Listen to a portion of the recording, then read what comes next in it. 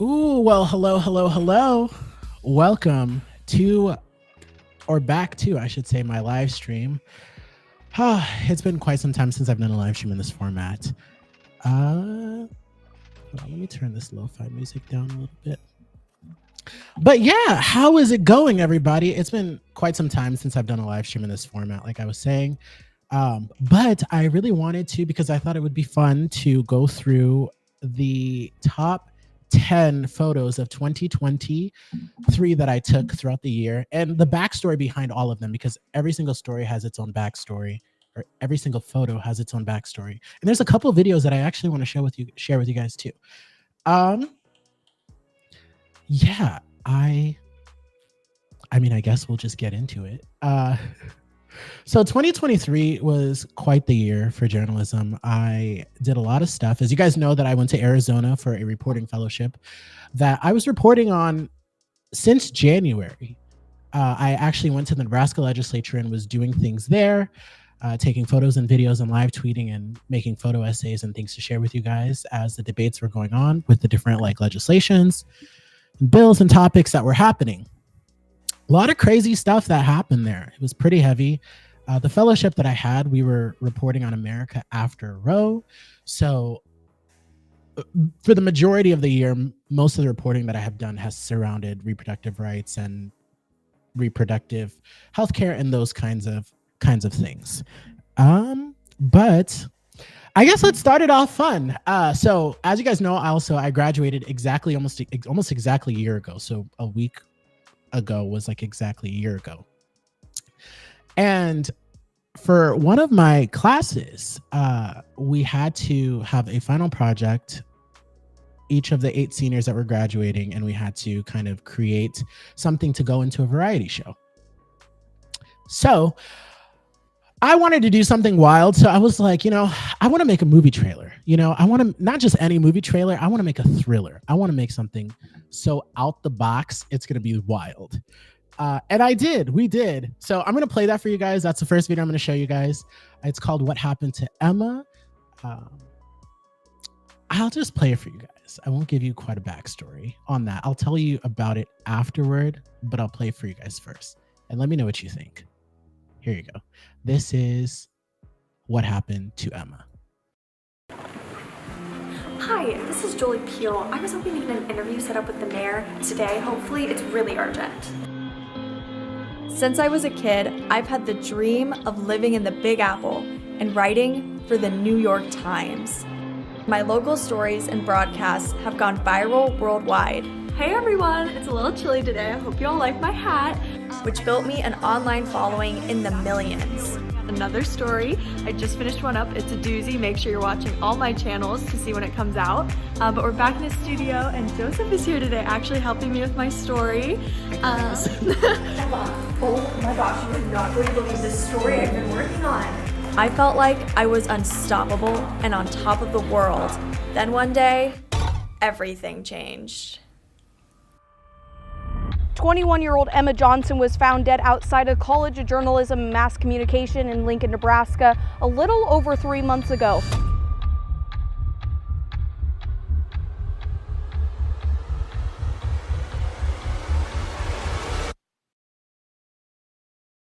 Jolie, how are you? Are you okay? I just can't keep waiting for them to figure it out. Like, the evidence is there, and what they're saying isn't making any sense. She was my best friend. I knew her.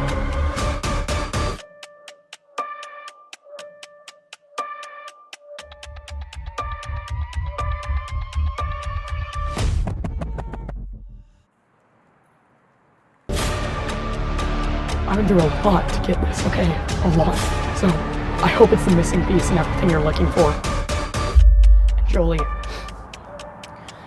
there's a lot of dangerous people out there. This never happened, okay?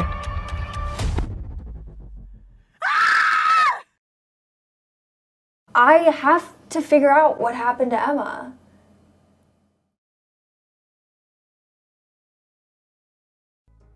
All right, so that is what happened to Emma. So the backstory on that is that I had this idea of this rising star journalist who's about to graduate college, and has been writing killer stories and building an online following, things like that, as an independent journalist. And then something happens to her best friend, and she goes on this investigative journey to find out what happened to her.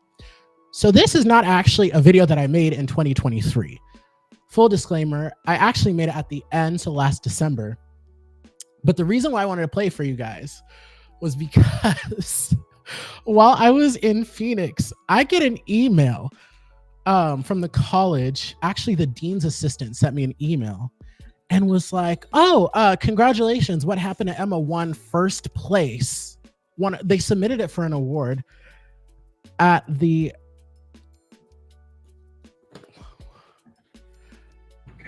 what was it? I don't want to get the name wrong because it's kind of like long. It was the Be on Location. It's the 2023 Student Competition Film and Narrative Award of Excellence. Actually, there were 2 envelopes that came. So they gave me the actual handwritten judges' comments, which I thought was super dope. And where is it? Hold on.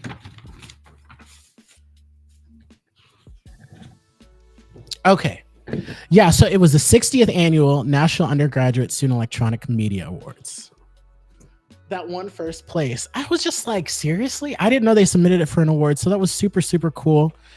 Lots of encouraging comments, talking about keep making films. It was a very effective trailer. It makes you want to know more. Says it makes me want to more. The cinematography is mostly very good, though occasionally the dolly or more Ambitron shots are actually distracting from the story, but nonetheless, got a super, super high score. But yeah, that was really fun to make. And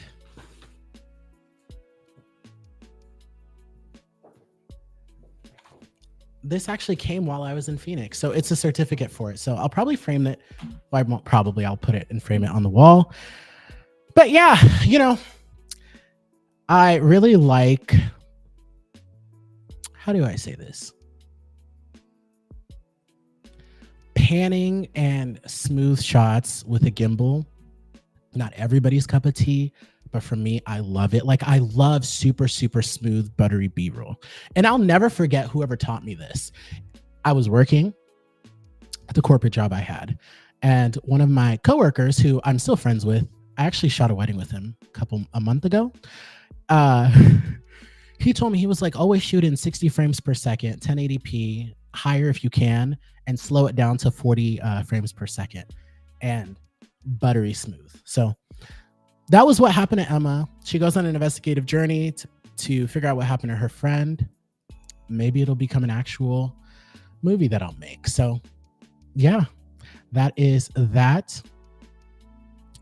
So the next thing I want to show you guys. Okay, so I applied for a fellowship in Arizona my last semester, and we found out in January that the reporting topic was going to be America After Roe. And so there was like 30 of us that were selected to participate in this fellowship. I think across all of us, we were from like 13 different states.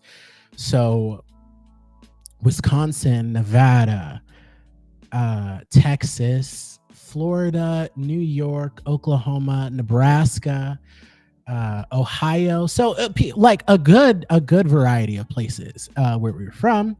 And so we all had these different perspectives coming in together to do this reporting topic. It was super fun. Being in Phoenix and getting to live somewhere else over the summer in my 20s was a dream come true. It was super fun. I really, really liked it. But so we built a whole website that has everything on there of the reporting topic, America After Roe, the different mediums that we did it. So print, video stories, photo essay, and all that good stuff. And so while I was there, I actually got to travel to Texas for the first time. I went to Austin, Houston, and Dallas. And then I also went to DC for the anniversary of the Dobbs decision coming out. And so I wanted to show you guys the movie trailer, the trailer that I made for that. So every year the cohort has kind of a promo trailer that they put out that pretty much summarizes what we're reporting. So previously there's like disaster recovery in America, criminal justice reform in America, XYZ. And so they asked me to make, or my visual editor and executive director there asked me to make the promo for America After Roe, which I want to show you guys because it was really, really crazy. Everything that's in it. I'll play it for you, and then I will break it down. Give me 1 second.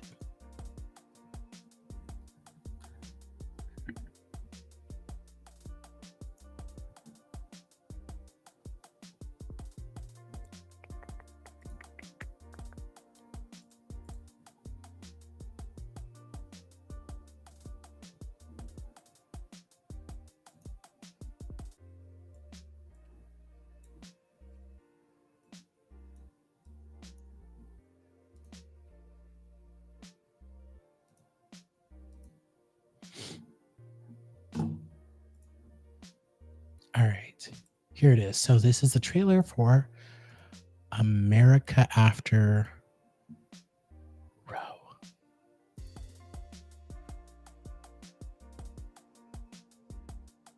Wade, Mrs. Weddington. The decision as to whether or not a particular woman will continue to carry or will terminate a pregnancy is a decision that should be made by...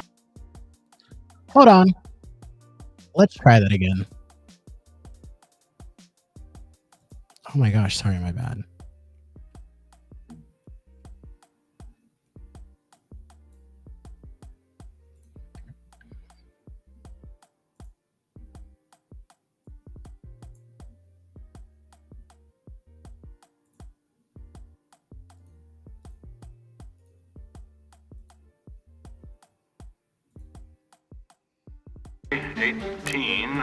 Roe against Wade, Mrs. Weddington. The decision as to whether or not a particular woman will continue to carry or will terminate a pregnancy is a decision that should be made by that individual. There is no constitutional right to an abortion in this country anymore as of today. I think New York was caught off guard. They either don't know the merger's happening, they definitely don't know the implications of the ethical and religious directives. It affects poor people and people of color more than anybody. Deprivation of her liberty. A federal right doesn't always necessarily give you access. How are we gonna fix what's happening in our state with the 6-week ban? I thought this fight was over. How do we fight back and regain? Roe and Casey have failed. Hundreds of people are in the rotunda chanting one more vote to save our lives, and it's coming down to one or two men who are scared. Women will die, children are dying. It is your fault. It's been a very dishonest message. They're not being forthcoming with Ohio voters. This has nothing to do with protecting voter rights and majority rule. This has everything to do with protecting the Ohio Constitution. My future is at stake. Welcome to Austin. We were happy, we celebrated. Now I have to think about consequences that I didn't have to think about before. I don't want to do this anymore. I mean, it was just despair.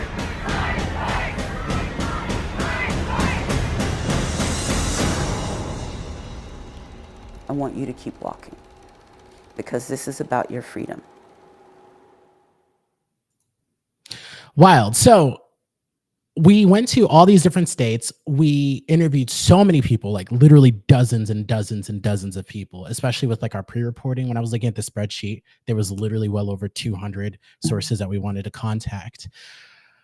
But so, you know, we went out, had different stories from different perspectives. As you guys know, Ohio had a referendum to vote to enshrine abortion rights within their constitution. So some of my colleagues got to go meet with those people. I was in the Capitol, DC, for the anniversary to gather stuff. And then we also went to Texas to interview different people who were involved in the lawsuit down there against the state of Texas, specifically Amanda Zarowski, which we'll get to that in a little bit.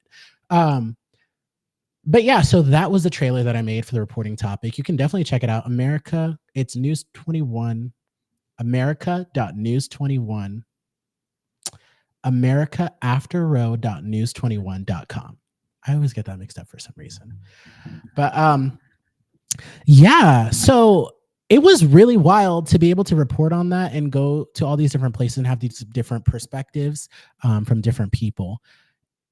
I think the most interesting thing that I ran into was when I was in DC and we were talking to different anti abortionist groups. And there was a group, they are progressive. So it's called POW, progressives. It's like the Progressive Anti-Abortion Uprising, so PAAU. And I spoke to their executive director and their founders and stuff. Very interesting. They're progressives and they were like, we don't agree with what the other side has to say, but we can come together on this issue. And then I was talking to people on the other side and they were just like, oh, they're still not like us. So it was interesting to see so much division even amongst the people who supported the same thing. So that was really fascinating to me. I was not expecting that. But you guys should definitely check it out. AmericaAfterall.news 21. Now, because I don't want this live stream to be too long, I want to show you guys my top 10 photos and tell you guys kind of the backstory behind each one. So let me see if this will work. There we go. Sorry, I'm kind of doing this like all on the fly-ish. I didn't really have like a plan for how I was going to do this. And it is really cold in my studio right now.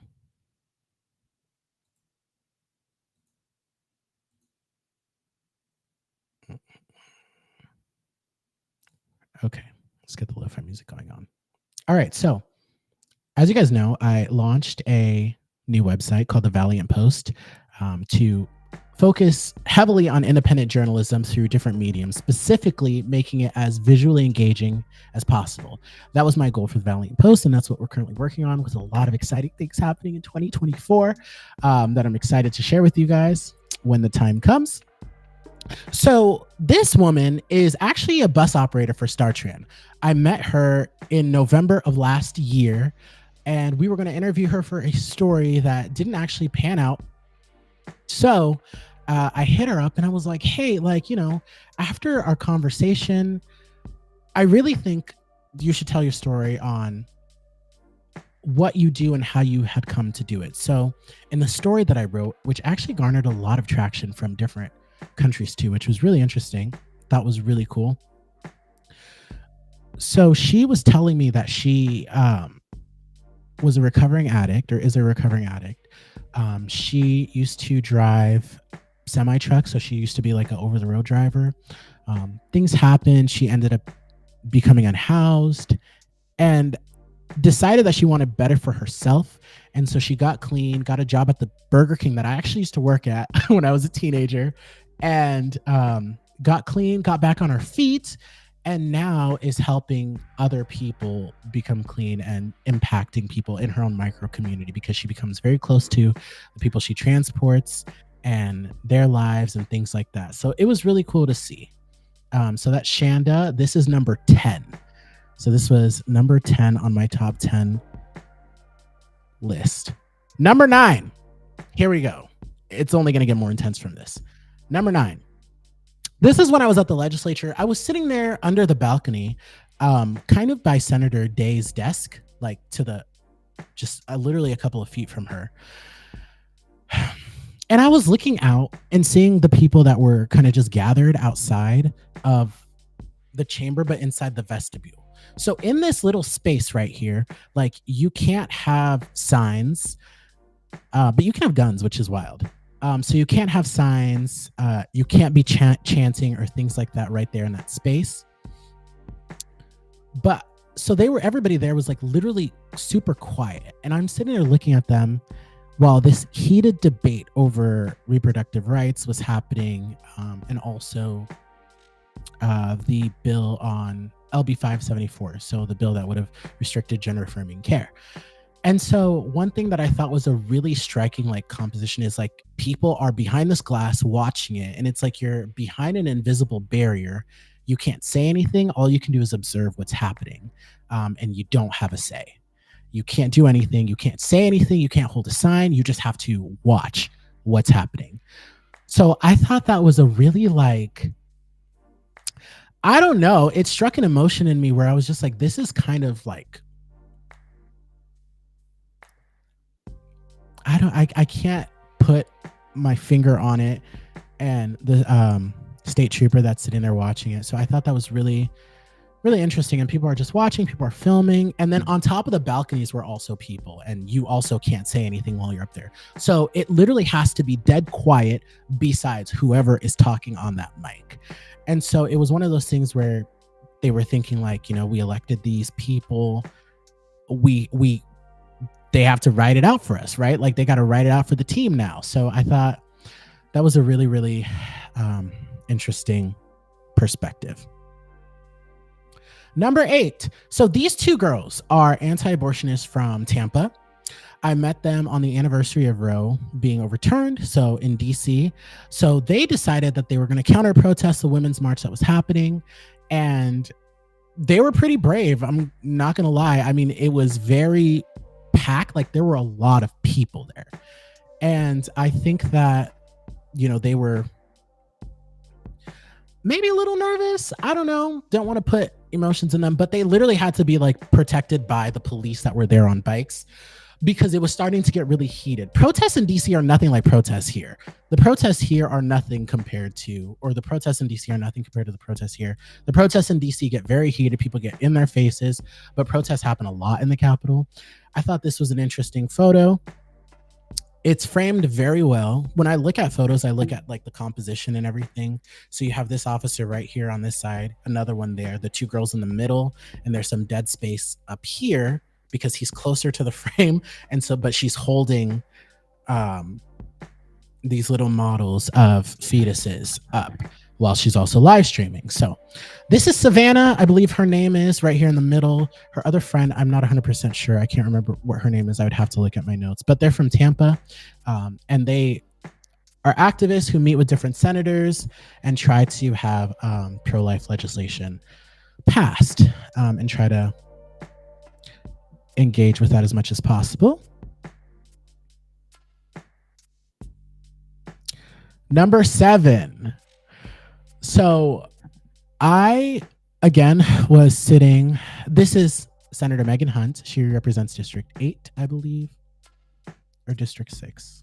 Oh my gosh. Sorry, I'm all over the place. Apologies. Oh my gosh. So she represents an Omaha district in the legislature, and she was really at the forefront of trying to block the legislation and things that were happening with gender affirming care and also the abortion restrictions that were going to be put in place. So the reason why I picked this photo was I was sitting there, I was on my phone reading everything that was happening on Twitter, everything that was happening online, right? Because I read all of that stuff. And I hear, I believe it was the lieutenant governor that was there at the time, and said, Senator Hunt, you're recognized to speak for X amount of minutes or whatever, how many it was. And I just hear like, just this, a sob, like just like a, like just this sob come out. And everybody looked up, like everybody froze and looked up, like everyone in the room, all the senators, everybody like froze and looked up, because this was the first time I had ever seen Senator Hunt break down. It was a very emotional time. She was really, really fighting for the stopping and the blocking of LB 574. Sorry, let me see, because I got to get this right.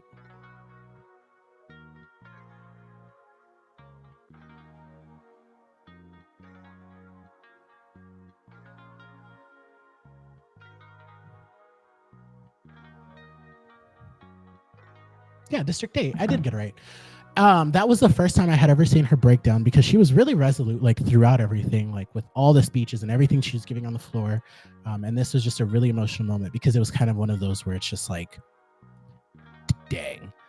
And the sergeant at arms actually had come up and gave her tissues and stuff. So it was a really emotional moment. And this was like when things were like starting to get way more heated. 6. This is number 6. So this is Vic Clafford. He is very outspoken here in the Lincoln community. He was there. This was the day, I believe, either it advanced when they combined the gender affirming care and abortion restrictions together, or it was the very last one. But I remember standing there in the crowd. It was deep. Like, that place was full from back to back. Like, everybody was like literally crammed in the space. Like, there was not space to move, really.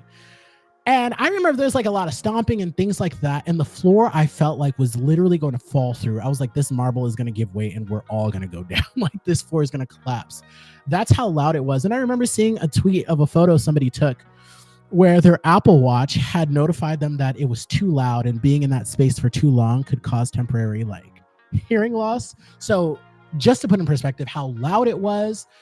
And this is just like a painful photo. Like, you can literally see like the pain and hurt in his eyes.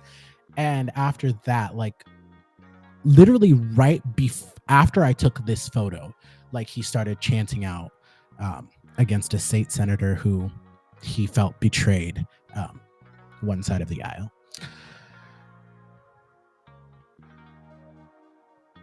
Number 5. So this one has a lot of elements to it. Stay with me. So this is Senator Kavanaugh right here, who was leading the filibuster. This photo only looks good in black and white. I mean, obviously there's a color version, but looking at it, there's just photos that are more impactful in black and white. So Senator Kavanaugh, Senator Cowles, Senator Frederickson, and this is the speaker up there talking. But this is Senator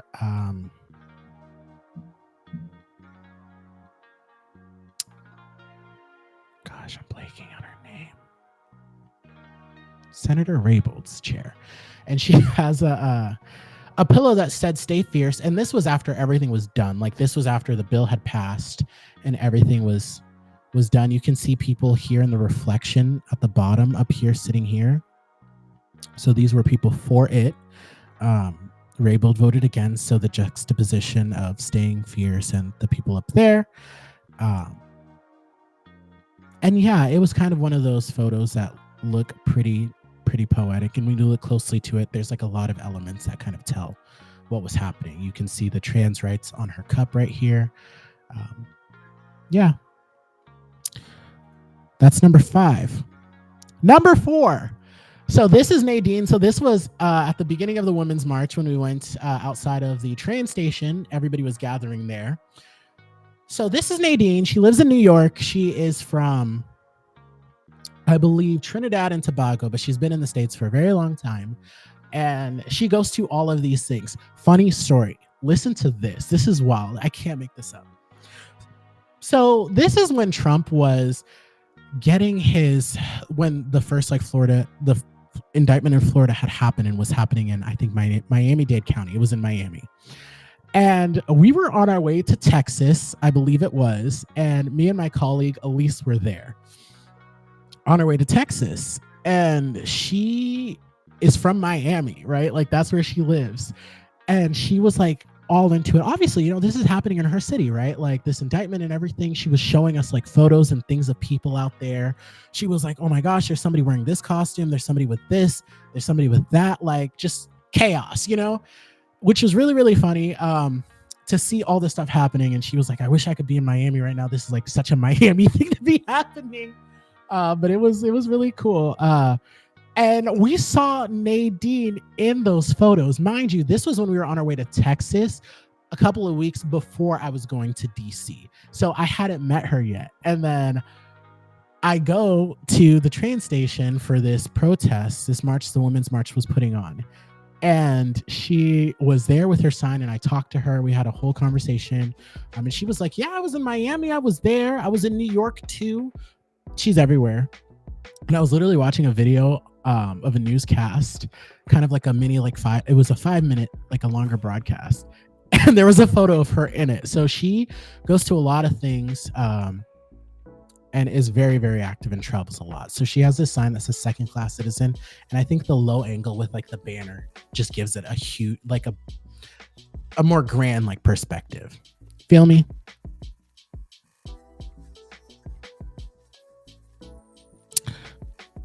Photo number 3. I believe this is number 3. Yes, number 3. This is photo number 3. So if you guys don't know, this is Amanda Zarowski and her husband, Josh. So Amanda Zarowski was denied an abortion when she was suffering from complications during her pregnancy. It was a non-viable pregnancy, and she and her husband actually named their daughter Willow on the way to the hospital. And so we went to her house, we interviewed her, we talked to her and her husband about her story for the documentary that I ended up creating, and some other pieces that we had, other text pieces and things like that. But this is a new house of theirs. I had them sit here and pose for this photo for the story. They are holding a locket which has some of their daughter's remains in it. And so it's one of those photos where instead of being at home with their newborn baby and, you know, being a family and holding her, they're holding her remains in a locket because she went through this traumatic experience and wasn't able to get an abortion that she needed.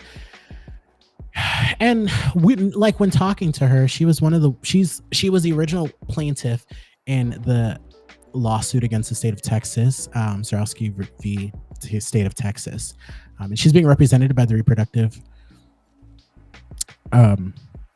rights, the national group, National Reproductive Rights Group. And they are Center for Reproductive Rights. That's what it is, Center for Reproductive Rights.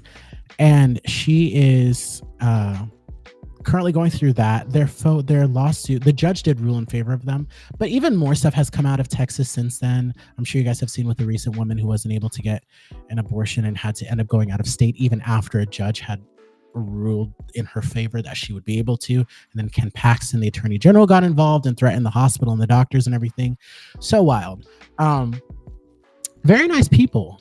They showed us like their wedding photos and things like that, and we took photos of other photos in their home and things like that for the documentary. Funny story, their wedding photographer was from Omaha, or is from Omaha, lives in Omaha, and I actually know somebody who knows them. So pretty interesting. So we have like a mutual friend. But yeah, this was one of those photos where I was just like, wow, like it's very, when you sit there and think about it and the loss that they went through, yeah, this was a pretty emotional photo. And it actually was republished by USA Today. I think this photo made it into the text piece that they ended up republishing. So number 2. So this is MLK's niece. So this was at the Students for Life rally on the anniversary of Roe, which happened literally an hour or so before the Women's March at the train station. That started at the train station and went over to the Supreme Court building. So this is MLK's niece. She's an anti-abortionist. She was speaking to the crowd. This photo doesn't really show the perspective of the crowd, but the framing with the Washington Monument I thought was really, really good, especially because her uncle gave us the I Have a Dream speech in that exact same spot like 60 years prior. I think he was a little bit further back on the steps, but same location, same kind of angle going down, but very different issues. So she is speaking out against abortion, and expressing how pro-life she is and all that stuff. There are people from everywhere there. So yeah, Mike Pence was actually there too. Now that I remember, he was there. I saw him. I was literally like 2 feet away from him. He low-key kind of mean mugged me, but that's neither here nor there. It was really hot that day. So, and he was wearing a full suit. We were all sweating. It was really, really hot there. Yeah. The Washington Monument, man. There's nothing like it. I feel like when you see all the monuments, they're actually like, when you see the Washington Monument in real life, like landing into DC. You see the Washington Monument, the Lincoln Memorial, and the Capitol building. There's like a loop. Super, super cool. Now, number 1. Thank you, Sarah. Thank you. Appreciate the nice comments. Number 1 on the list is, oh my gosh. Before I get to it, when I took this photo, I knew that it was going to be the best photo that I took of the year. Like, I just knew, because everything that was happening and the emotions surrounding it, all of it. Like, there's just, I feel like as a photojournalist, there's a photo that you snap and you're just like, I don't know what other photo I could take that would top this photo for the year. And it's not always necessarily, in my opinion, not always, you know, how clear the photo is, or how what am I saying? Sometimes the most simple photos can be the best photos, but it all depends. I mean, it's all relative too, but I feel like as a photojournalist, you can snap a photo and be like, this was the best photo that I'm going to take this year, because of all the things that are surrounding it, the location, what's happening, the emotions, all of that. Not this one. Photo number 1. This was my top photo of 2023. This.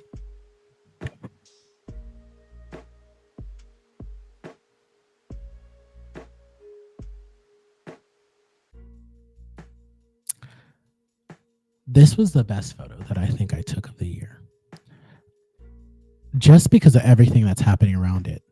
So keep in mind, this was the day, the 1-year mark since Roe was overturned.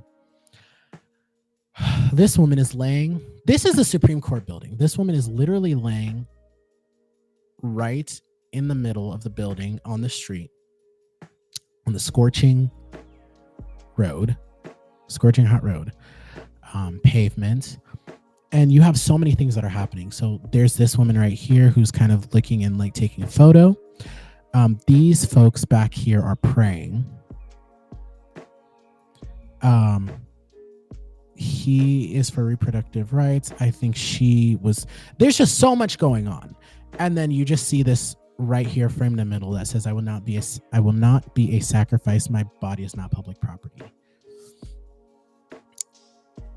And you can see kind of this right here. There was just, the emotions were very, very, very high. Very, very, very high.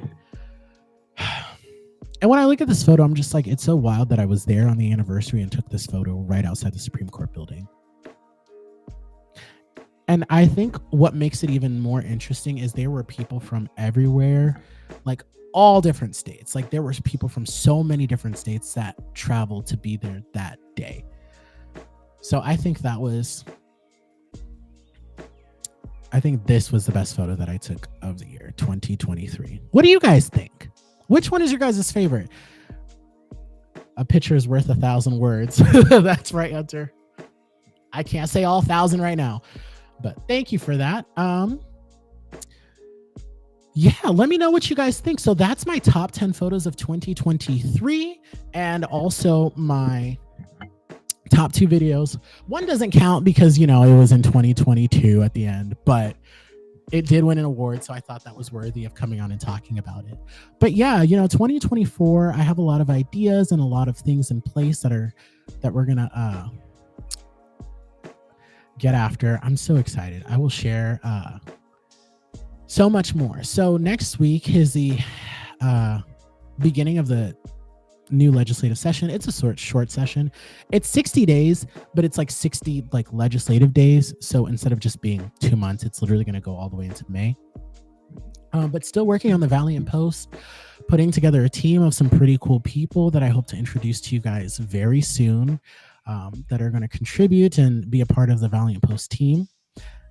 We have a lot of great ideas of things that we want to do for 2024, and a lot of things to share with you guys when it comes to time. Lots of cool story ideas. and a lot of cool things. Just like, I don't know how else to say it, but I think that it's so wild going into 2024 because 2023, even though I was completely done with school, I wasn't fully done because I was doing this fellowship, which was still a great, like, you know, work experience. But this is going to be the first year that I'm like out there, you know, like fully out there, doing my own thing with journalism and trying to get my digital outlet off the ground. ValiantPost.com. Make sure you subscribe to the newsletter. Let me put it in the chat. ValiantPost.com. Subscribe to the newsletter. It's completely free right now. You can check it out, read stories, and I'll be at the legislature waiting on some things to come through to be able to, you know, go and continue writing stories and contributing to the discussion and the journalism that is happening. So thank you guys for tuning into this live stream. I hope you guys had an amazing 2023, and I hope that 2024 is amazing for everybody. I hope you guys all have great experiences, great blessings, great achievements, accomplishments. And I feel like, you know, 2024 is going to be a wild year. I mean, it's an election year, right? And there's like going to be a whole bunch of things happening, but I think there's going to be a lot of great opportunities for journalism. And I'm so excited to see what my friends create around the country with the newsrooms that they are in, and just rooting for everybody to be successful in 2024. You're also a revolutionary, Hunter. But yeah, let me know what you guys think. Which photos were your favorite photos? What did you guys think of the movie trailer? What happened to Emma? Still want to turn that into an actual like full-on production, but we'll see what goes down with that. But yeah, that's pretty much it. 2023, y'all, is coming to an end. I can't believe it. This year was so wild. Listen, let me tell you guys one quick story before I go. So check out America After Row, like that website. My documentary is on there. It's 20 minutes long, but it doesn't like feel 20 minutes. It really feels quick because it moves and there's like a lot of compelling pieces in it. So I literally worked on that documentary for, I feel like it was over 100 hours because I was putting in like 18-hour days, and I was working on it. I was a little over halfway done, and the hard drive that I was provided ended up crashing. And this was literally like a week before we were supposed to leave and come back to our home states. And I had to have this documentary turned in. My blood pressure was so high. Like, I was so anxious to get it done. And then the hard drive crashed, or failed, I guess is the correct terminology. And the IT people had to like go through, try to recover the data and everything in the Premiere profiles and all of that. And I had to start over from the beginning. Phoenix was really hard. I think it really pushed us all to our limits.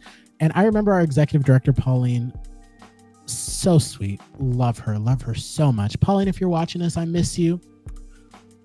Hope you're doing well. I know it's warmer in Phoenix than it is here. An incredible experience, incredible team, incredible leadership. I think our editors were very, very instrumental to, you know, making sure that we had a really, really good product that was going to come out and provide so much good information to the public and be very, very educational for everyone. Really love the experience. It was a once-in-a-lifetime experience, and I still can't believe I got to do it. I still can't believe I lived in downtown Phoenix for a summer and got to travel to a new state in 3 cities, Austin, Houston, and Dallas. Like, seriously? That was really cool. But hard drive failed, ended up getting it recovered. Some of the files, and had to kind of like start over from scratch and really pound it out, but I was really proud of how it came out. So check it out. It's my documentary on OBGYNs. That's what it surrounds. It surrounds OBGYNs and their perspectives on what has happened and the changes in healthcare that they've seen since. So, but yeah, I know I've been gone for a little bit. After I came back, I kind of laid low, you know, did some other things, worked on other projects with other friends over the second half of the year. But the first half of the year was so jam-packed with so many different things. And next year, it's going to be like that all 12 months, and we're ready to go. But I think I'm going to end the stream now. Thank you guys for tuning in. Sorry if I was kind of all over the place. Didn't really have a plan. Kind of flew at this by the seat of my pants. But thank you guys so much for tuning in. I hope you guys have a wonderful new year. Have a great time. Have fun. Make sure you have a DD if you're going out and, doing all of that. Just be safe. We want to see you in 2024 and have an amazing year. Love you guys all so much. I got to go. But thank you guys for tuning in. I'm going to end this live stream now. I know I keep saying that. I don't want to go. Yeah. 2023. Have a blessed evening, everyone. And I will see you guys in 2024.